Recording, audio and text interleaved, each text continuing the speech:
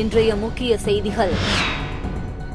அமெரிக்காவில் நடைபெற்ற சர்வதேச நினைவாற்றல் திறன் போட்டியில் புதுவையில் உள்ள கல்லூரி மாணவர் விஸ்வா ராஜ்குமார் சாம்பியன் பட்டம் வென்றார். கல்லூரி மாணவிக்கு பாலியல் தொல்லை கொடுத்த விடுதி வாட்ச்மேன் கைது செய்யப்பட்டார். வீட்டுக்கு வீடு குக்கர் தவா ஓட்டு வேட்டைக்கு தயாராகுகிறது திமுக. மார்ச் 24, 25 தேதிகளில் வங்கி ஊழியர்கள் ஸ்ட்ரைக்கில் ஈடுபட உள்ளனர். அமெரிக்காவில் நடந்த சர்வதேச நினைவாற்றல் திறன் போட்டியில் புதுவையில் உள்ள கல்லூரி மாணவர் விஸ்வா ராஜகுமார் சாம்பியன் பட்டம் வென்றார். மெமரி லீக் உலக சாம்பியன்ஷிப் என்பது மிகவும் சவாலான நினைவாற்றல் போட்டிகளில் ஒன்றாகும். பங்கேற்பாளர்கள் எண்கள், படங்கள் மற்றும் சொற்களின் வரிசைகளை விரைவாக மனப்பாடம் செய்து துல்லியமாக நினைவுபடுத்த வேண்டும். இது இணையம் வழியாக நடத்தப்படும் ஒரு உலக போட்டியாகும். இந்த போட்டியில் பங்கேற்ற புதுவை தனியார் கல்லூரி மாணவர் விஸ்வா ராஜகுமார் 13.50 வினாடிகளில் 80 இலக்கங்களை மனப்பாடம் செய்தும் 8.40 நொடிகளில் 30 படங்களையும் நினைவுபடுத்தி உலகிலேயே வியப்பில் ஆழ்த்தியுள்ளார். ராஜ்குமாரின் அற்புதமான செயல்திறன் மெமரி லீக் வலைதளத்தில் 5000 புள்ளிகளுடன் நம்பர் 1 இடத்தை பெற்று தந்துள்ளது. நினைவாற்றலுக்கும் நீர்ச்சத்துக்கும் முக்கிய தொடர்பு உள்ளது என்றும் போதுமான அளவு தண்ணீர் குடிப்பது மூளையை கூர்மையாக வைத்திருக்க உதவும் என விஸ்வா தெரிவித்துள்ளார். கல்லூரி மாணவிக்கு பாலியல் தொல்லை, விடுதி வாட்ச்மேன் கைது. தமிழகத்தில் பெண்களுக்கு எதிரான குற்றச்சம்பவங்கள் தினம்தோறும் நடைபெற்று வருகிறது. பாலியல் வன்கொடுமை சம்பவங்களை தடுக்க அரசு தவறிவிட்டது என எதிர்க்கட்சிகள் குற்றம் சாட்டி வருகிறார்கள். சமீபத்தில் அண்ணா பல்கலை மாணவிக்கு பாலியல் தொல்லை அளித்த சம்பவம் பரபரப்பை ஏற்படுத்தியது. இது தொடர்பாக ஞானசேகரன் கைது செய்யப்பட்டார். இந்நிலையில் காரைக்குடியில் அழகப்பா அரசு பாலிடெக்னிக் கல்லூரி விடுதியில் தங்கி 2ஆம் ஆண்டு படிக்கும் மாணவிக்கு பாலியல் தொல்லை கொடுக்கப்பட்டுள்ளது. இதுகுறித்து காரைக்குடி அனைத்து மகளிர் காவல் நிலைய போலீசாருக்கு தகவல் கொடுக்கப்பட்டது. போலீசார் நடத்திய விசாரணையில் விடுதி வாட்ச்மேன் பாலியல் தொந்தரவு அளித்தது தெரியவந்தது. பின்னர் வாட்ச்மேன் அழகப்பனை போலீசார் கைது செய்தனர். வீட்டுக்கு வீடு குக்கர் தவா ஓட்டு வேட்டைக்கு தயாராகுது திராவிட முன்னேற்ற கழகம். வரும் சட்டசபை தேர்தலில் ஒவ்வொரு ஓட்டுச்சாவடியிலும் தலா 500 ஓட்டுகள் கட்டாயம் வாங்குவதை உறுதி செய்ய பெண்களுக்கு குக்கர் தவா உள்ளிட்ட பரிசுகளை தொடர்ந்து வழங்குமாறு கட்சியினருக்கு திமுக நிர்வாகிகள் அறிவுறுத்தி உள்ளனர். இதுகுறித்து அக்கட்சி வட்டாரங்கள் கூறியதாவது, வரும் 2026 சட்டசபை தேர்தலில் கூட்டணி கட்சிகளுடன் சேர்ந்து 200 தொகுதிகளில் வெற்றி பெற்று மீண்டும் ஆட்சியை தக்க வைக்க வேண்டும் திமுக திட்டமிட்டுள்ளது. அதற்கான பணிகளை முழுவீச்சில் துவங்கியுள்ளது. தமிழகம் முழுவதும் 234 சட்டசபை தொகுதிகளிலும் 68,000 ஓட்டுச்சாவடிகள் எனும் பூத்துகள் உள்ளன. தொகுதிக்கு சராசரியாக 290 முதல் 300 பூத்துகள் உள்ளன. ஒரு பூத்திற்கு 750 முதல் 1500 வாக்காளர்கள் உள்ளனர். சட்டசபை தொகுதிக்கு உட்பட ஒவ்வொரு பூத்திலும் கட்சிக்கு 500 ஓட்டுகள் கட்டாயம் கிடைத்தால் 1.50 லட்சம் ஓட்டுகள் உறுதியாக கிடைக்கும். இன்னும் கூடுதலாக 20,000 ஓட்டுகள் வாங்கிவிட்டால் வெற்றி பெற்று விடலாம். பெண்கள் ஓட்டுகளை மாற்றி போட மாட்டார்கள். எனவே இந்த கணக்கை மனதில் வைத்து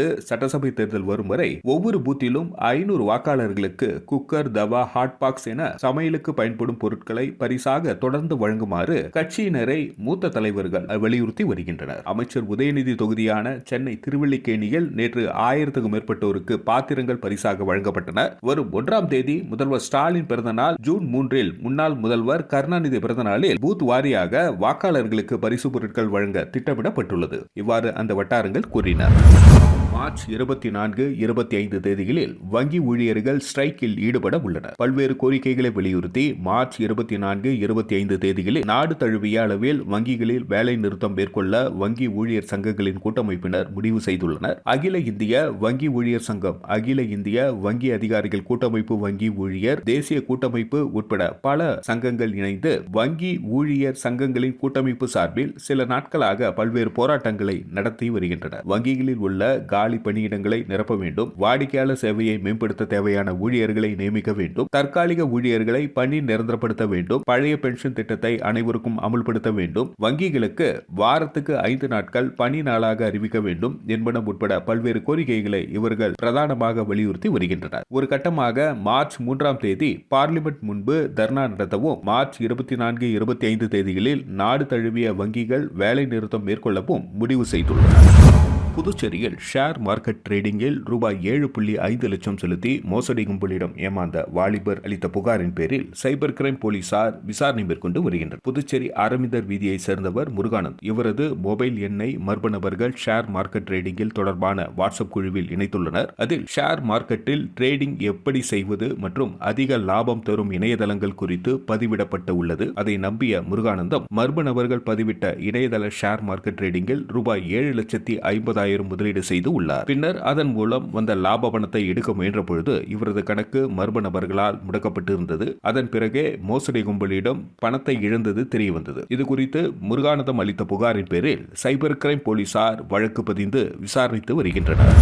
தமிழகம் மற்றும் புதுச்சேரியில் பிப்ரவரி 25 முதல் மழை பெய்ய வாய்ப்புள்ளதாக வானிலை அறிக்கை தெரிவித்துள்ளது. தமிழகத்தில் பிப்ரவரி 25 முதல் மார்ச் 1ஆம் தேதி வரை மழை பெய்ய வாய்ப்புள்ளதாக சென்னை வானிலை ஆய்வு மையம் தெரிவித்துள்ளது. வங்கக்கடலில் நிலவும் காற்று சுழற்சி தமிழக கடற்கரையை நோக்கி நகர தொடங்கியுள்ளது எனவும் இதன் காரணமாக பிப்ரவரி 25 முதல் மார்ச் 1ஆம் தேதி வரை தமிழகத்தின் தென் மாவட்டங்கள் மற்றும் டெல்டா மாவட்டங்களில் மிதமான மழைக்கு வாய்ப்புள்ளது எனவும் இதுகுறித்து சென்னை வானிலை ஆய்வு மையம் வெளியிட்டுள்ள அறிக்கையில் தெரிவித்திருப்பதாவது: பிப்ரவரி 23, 2025 முதல் பிப்ரவரி 24, 2025 தமிழகம், புதுவை மற்றும் காரைக்கால் பகுதிகளில் பொதுவாக வறண்ட வானிலை நிலவக்கூடும். காலை வேளையில் பொதுவாக லேசான பனிமூட்டம் காணப்படும். பிப்ரவரி 25, 2025 முதல் மார்ச் 1, 2025 வரை தமிழகத்தில் ஓரிரு இடங்களிலும் புதுவை மற்றும் காரைக்கால் பகுதிகளிலும் ஓரிரு இடங்களில் லேசானது முதல் மிதமான மழை பெய்யக்கூடும் என்று சென்னை வானிலை ஆய்வு மையம் வெளியிட்டுள்ள அறிக்கையில் தெரிவிக்கப்பட்டுள்ளது.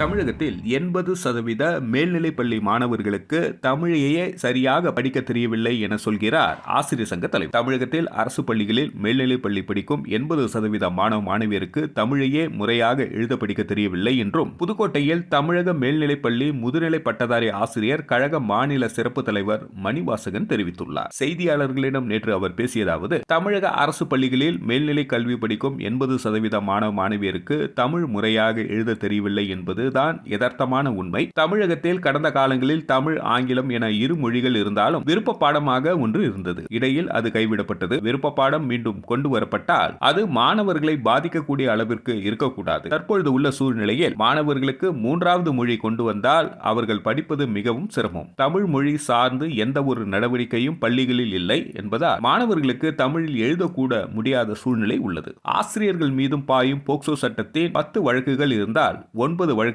பொய் வழக்குகளாக தான் உள்ளன. தண்டனை கொடுக்க முடியாத சூழ்நிலையில் தான் நீதிமன்றம் உள்ளது. ஆனால் ஆசிரியர் விதிப்படி அவ்வாறு செய்ய முடியாது. மொத்தமே 210 நாட்கள் பள்ளிகள் இயங்கக்கூடிய சூழ்நிலையில் அதில் 10 தினங்கள் கலை விழா என்ற பெயரில் மாணவர்களின் படிப்பு வீணாகிறது. எதிர்க்கட்சி தலைவராக இன்றைய முதல்வர் இருந்தபொழுது அரசு ஊழியர்கள், ஆசிரியர்களின் கோரிக்கைகள் நிறைவேற்றப்படும் என்ற உறுதியளித்தார். ஆனால் அவர் ஆட்சிக்கு வந்து 4 ஆண்டுகளாகியும் இதுநாள் வரை ஆசிரியர்களின் கோரிக்கைகளை நிறைவேற்றவில்லை. மாணவர்களுக்கு தேர்வு வருவதற்கு இன்னும் குறுகிய காலம் இருப்பதால் ஆசிரியர்களின் கோரிக்கைகளை உடனடியாக நிறைவேற்ற வேண்டும். கள போராட்டத்திற்கு ஆசிரியர்களை அரசு தள்ளி மாணவர்களை வஞ்சிக்க கூடாது. இவ்வாறு மணிவாசகம் தெரிவித்துள்ளார்.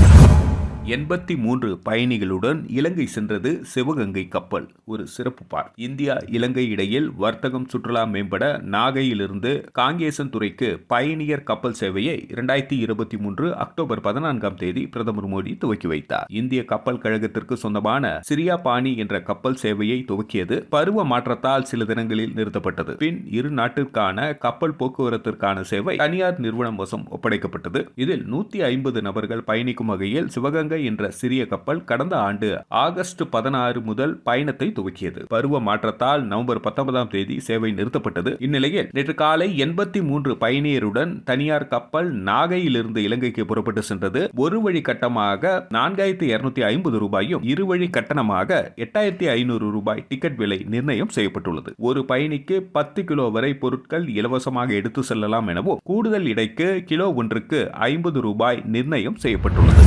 டிராகன் திரைப்படத்தால் டான் கடுமையான விமர்சனங்களை சந்தித்து வருகிறது. நடிகர் பிரதீப் ரங்கநாதன் நடிப்பில் பிளாக் பஸ்டர் வெற்றியை நோக்கி சென்று கொண்டிருக்கும் டிராகன் திரைப்படத்தால் ஒரு படம் படாத பாடுபட்டு கொண்டிருக்கிறது. என்ன படம் சொல்லி தெரிய வேண்டாம் என்கிற அளவுக்கு டிராகன் ட்ரெய்லர் வெளியான பொழுது ரசிகர்கள் சிவகார்த்திகேயனின் டான் படம் போல் இருக்கிறதே என ஆரம்பித்து விட்டனர். படக்குழுவிற்கு முதல் நெகட்டிவ் இதுவாகத்தான் இருந்திருக்க வேண்டும். டான் படத்தில் சிவகார்த்திகேயன் கல்லூரியில் ஒழுங்காக படிக்காமல் பின் இயக்குனராகி படித்த கல்லூரிக்கே சிறப்பு விருந்தினராக செல்வதுடன் படம் முடிவுடை. இப்படம் வெளியான பொழுது எதிர்மறை விமர்சனங்கள் குவிந்தாலும் நகைச்சுவை காட்சிகள் கை கொடுக்க படம் ரூபாய் 100 கோடிக்கும் மேல் வசூலித்து ஆச்சரியப்படுத்தியது. ஆனால் ரசிகர்களுக்கு என்னமோ இது கிரிஞ்ச் படமாகவே தோற்றமளித்திருக்கிறது. பிரதீப்பின் வசனங்கள் ட்ரெய்லர் காட்சிகள் டான் போல இருந்ததால் சமூக வலைதளங்களில் நேர்காணல்களில் இயக்குனர் அஸ்வத் மாரிமுத்து எதிர்கொண்ட கிண்டல் கேள்வி இது டான் 2ஆம் பாகமா என்றுதான். பல மாதங்கள் காத்திருந்து ஒரு படத்தை இயக்கி முடித்து வெளியீட்டிற்கு கொண்டு வரும் பொழுது படத்தின் இயக்குனரிடம் இது அந்த படம் மாதிரி தெரிகிறதே என்றால் தாங்க முடியுமா? டிராகன் ஹிட் அடித்ததும் அஸ்வத் ஆரம்பித்து விட்டார். படக்குழு எங்கெல்லாம் திரையரங்க விசிட் அடிக்கிறார்களோ அங்கெல்லாம் இது டான் 2 இல்லை டிராகன் என கத்தி கொண்டிருக்கிறார். நான் சிவனேன்னு தாண்டா இருந்தேன் என்பது போல் இப்பொழுது டான் படம் சமூக வலைதளங்களில் அடிவாங்க ஆரம்பித்து விட்டது. இதனால் சிவகார்த்திகேயனுக்கு துளி பாதிப்பும் இல்லை. டான் 2 இல்லை என்பதற்காக டிராகன் வசூலில் எந்த மாற்றமும் ஏற்பட போவதும் இல்லை. ஆனால் டான் படத்தை இயக்கிய சிபி சக்கரவர்த்திக்கு தான் சிக்கல். டான் முடிந்ததும் ரஜினியை வைத்து படம் இயக்க சிபிக்கு வாய்ப்பு கிடைத்தது. கதை பிரச்சனையால் அப்படம் கைவிட்டு போக நானியிடம் கதை சொன்னார். நானிக்கு சில படங்கள் ஹிட் ஆனதும் மெல்ல பின்வாங்கினார். என்ன செய்வது என தடுமாறியவருக்கு தன் 24வது படத்தை இயக்க சிவகார்த்திகேயன் மீண்டும் வாய்ப்பளித்திருந்தார். ஆனால் அமரன் ஹிட் அடிக்க எஸ்கே தன்னுடைய இடத்தை பலமாக சுதா கொங்காரா படத்தில் இணைத்தார். இப்பொழுது சிபி சிவகார்த்திகேயன் படம் டிராப் என்கிறார்கள். அண்மை நிலைவரப்படி மீண்டும் நானி படத்தை இயக்க சிபி ஒப்பந்தம் ஆகி இருப்பதாக கூறப்படுகிறது. மீண்டும் இன்றைய முக்கிய செய்திகள். அமெரிக்காவில் நடைபெற்ற சர்வதேச நினைவாற்றல் திறன் போட்டியில் புதுவையில் உள்ள கல்லூரி மாணவர் விஸ்வா ராஜ்குமார் சாம்பியன் பட்டம் வென்றார். கல்லூரி மாணவிக்கு பாலியல் தொல்லை கொடுத்த விடுதி வாட்ச்மேன் கைது செய்யப்பட்டார். வீட்டுக்கு வீடு குக்கர் தவா ஓட்டு வேட்டைக்கு தயாராகுகிறது திமுக. மார்ச் 24, 25 தேதிகளில் வங்கி ஊழியர்கள் ஸ்ட்ரைக்கில் ஈடுபட உள்ளனர். செய்திகளை துல்லியமாகவும் தெளிவாகவும் தெரிந்து கொள்ள கிரியேட்டிவ் மீடியா யூடியூப் சேனலை சப்ஸ்கிரைப் செய்து கொள்ளுங்கள். நன்றி, வணக்கம்.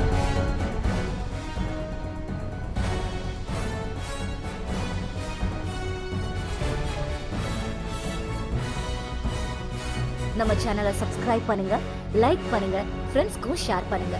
தேங்க்யூ.